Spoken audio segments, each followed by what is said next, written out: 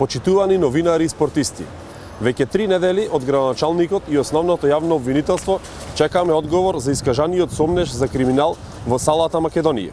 Дали самото молчење значи потврда дека некој е фатен со рацете во медот? Ова место и овој објект за нас добро им е познат на Илија Јовановски и на спортистите, а сегашни функционери кои се сликаа пред него во 2017-та и ветуваа дека ова ќе биде најубавата спортска сала во Македонија. Искрено овде не ветуваа затворен базен, ама ветувањата за стипендии, пензии, субвенции, награди за спортистите ги расфрлаа со зборови од улога на опозиција.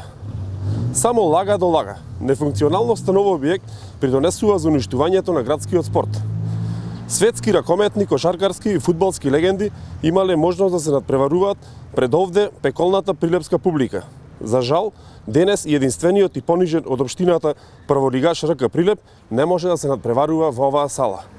Последниот сериозен зафат овде беше пред 11 години кога Жито Прилеп целосно ја реконструираше оваа сала. Градоначалниче, пратениче Миле Талески, неретко ве гледаме со топка во рака пред избори како глумите љубители на спортот. Денес во вашата рака треба да мафтате со список на уништени објекти, спортови и клубови во Прилеп. Нема ниту 10 квадратни нова или реконструирана спортска површина во градов. Јавноста заслужува да знае на кои клубови им беа доделени парични средства и дали истите клубови постојат и се активни како такви. Се обврзуваме во иднина да преиспитаме каде завршиле парите на спортистите. Секој кој се огрешил пред законот ќе одговара.